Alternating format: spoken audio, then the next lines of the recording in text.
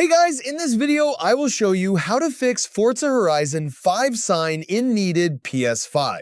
Alright, so let's begin with the video. First, open Settings on your PS5, then go to Users and Accounts.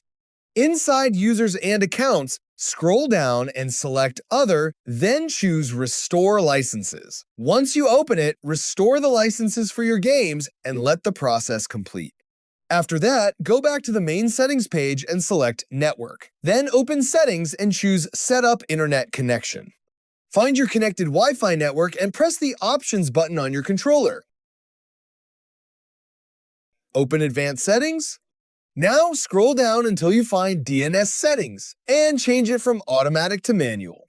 For the primary DNS, enter 1111. For the secondary DNS, enter 1001.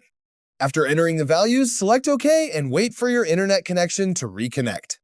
Once that finishes, go back to the Settings menu again and open System.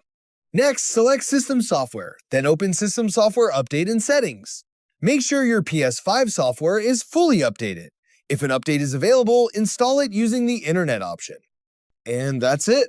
So that's basically how you can fix Forza Horizon 5 sign-in needed PS5. So that's all for this video. See you in the next one. Thanks.